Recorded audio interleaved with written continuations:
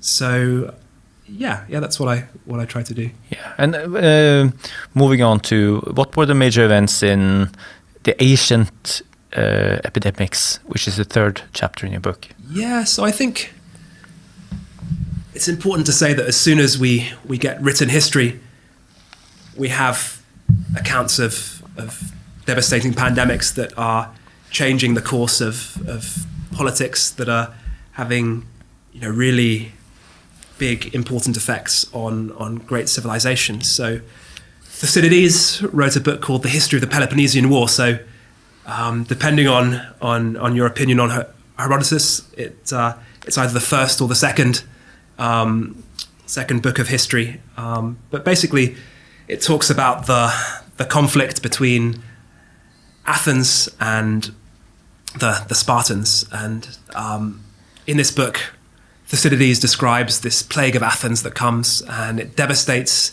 the Athenians but leaves the Spartans untouched, and has a massive impact on the outcome of the conflict. And we can look at the knock-on effects, and this weakens Greek civilization and opens up for Philip of Macedon, so Alexander the Great's father, to take over Greek civilization, and then for eventually the Romans to come and become the new big player in the Mediterranean world. But I think probably the most interesting focus of the chapter on ancient plagues is the origins of Christianity.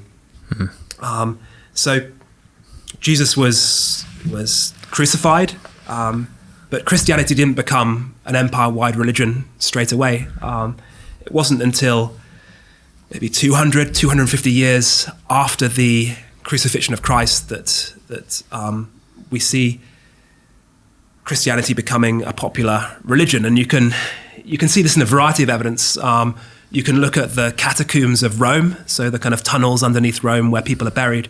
And from about 250 AD onwards, you see a big increase in the number of Christian burials.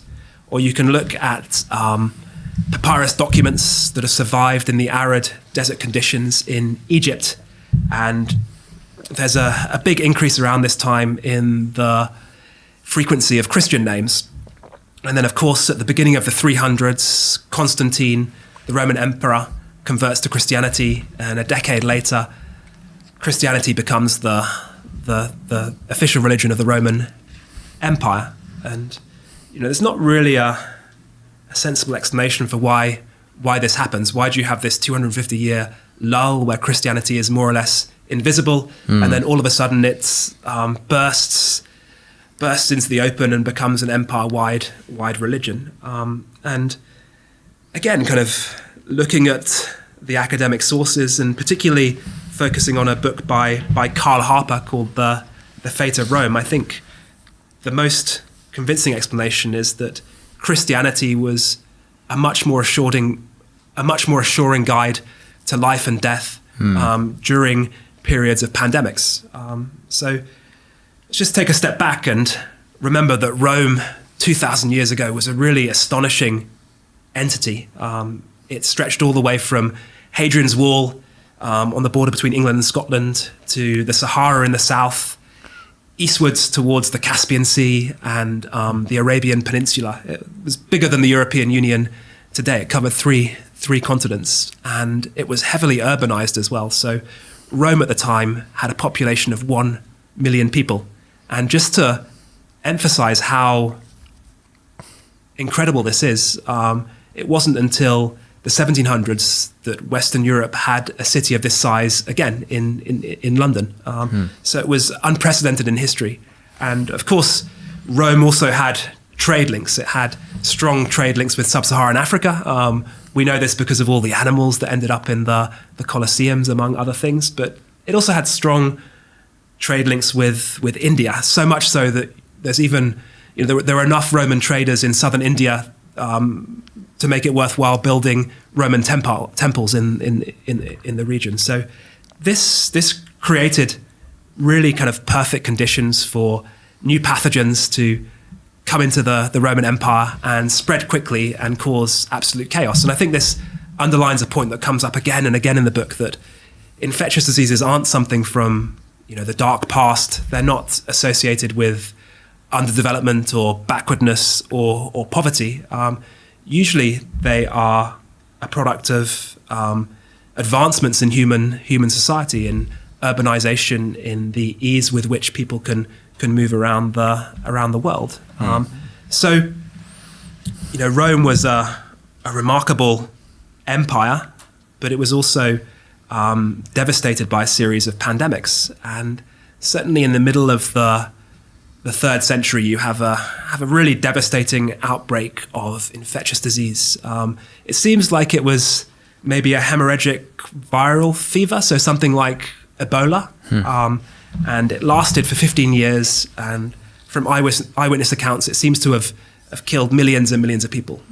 A deadly, devastating pandemic. And the traditional Roman belief system, your kind of Greco-Roman paganism, didn't really kind of help explain why something so devastating happened. The Romans would have believed that it was Apollo striding down Mount Olympus, firing arrows of plague into the population because he was angry for some reason. So if people are falling dead all over the place, it's not very nice to think it was just some angry god playing with humans. And of course, paganism didn't really have a very clear explanation for what happened after death either. You have kind of murky ideas of an afterlife, but really the emphasis is on the here and now. Whereas Christianity is different, right? First of all, there's an explanation for why we suffer in this life. We suffer in this life because it buys us a ticket to heaven where we have everlasting life in paradise. So this is quite a nice thought when you're faced with immediate death.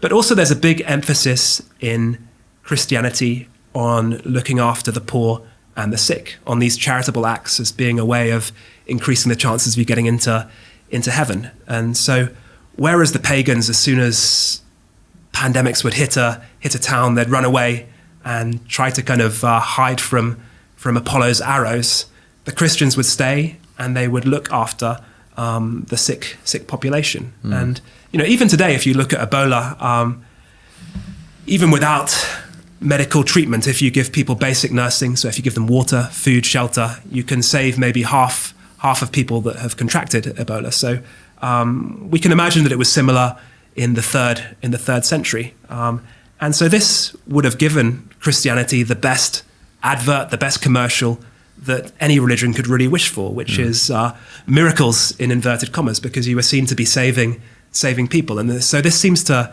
help explain why you see this massive boom in Christianity around this time, coinciding with a devastating pandemic. And of course, we still see the consequences of this today in Norway, but throughout the world. It's a religion that's followed by over a billion people, and for good and for bad, it has a massive impact on our lives and on the way we organize society. You mentioned Venice earlier. Yes, about how they seem to understand and figure out that new ships have to have new arrivals in the city, and the area have to stay 40 nights and days away from the population to ensure they wasn't sick. And that knowledge is probably occurring from the Roman times with the early plagues, that there's something we have to control.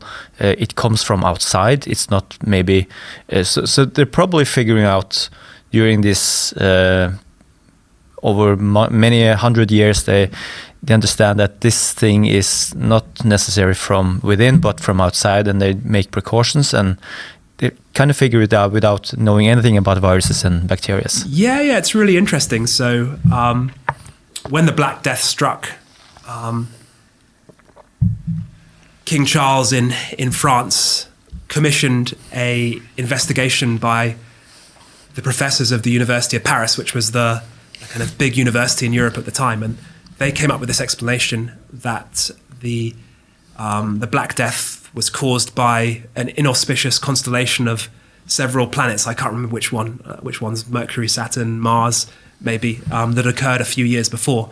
And the idea was that had created a kind of break in the earth, and then some kind of miasma, some kind of toxic gas had emerged out of the earth somewhere in the east and had rolled across the steppes and throughout Europe and caused this death. So not quite right, but a pretty good guess. And I think what's really interesting as well is the back and forth between, kind of observation that seems to have some relation to the scientific method and just kind of pure doctrine, like religious doctrine. So the 40 days that underpins the quarantine, there's no kind of scientific basis for that. It's because 40 is a really important number in the Bible. If we think of the length that the rains lasted during Noah's flood, or if we think of how long Jesus went to the desert, 40 days and 40 nights. But luckily it was enough time for the plague to burn out.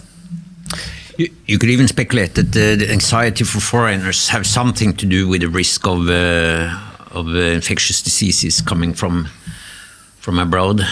And when it comes to this, the role of pandemics or diseases for explaining religion, of course, that's probably the most speculative part of it. But it's really interesting because the main purpose, I think, for religion in many cases, except for being an ally with the emperor to control people, is of course to explain why life and why death, and to give a kind of comfort for afterlife destinies. So I think it makes sense in that context. Certainly that's one of the points of the book that some people have been critical of, I think religious people, the kind of material basis of world religions, because I do also go on to explain the rise of Islam as well, with reference to infectious diseases that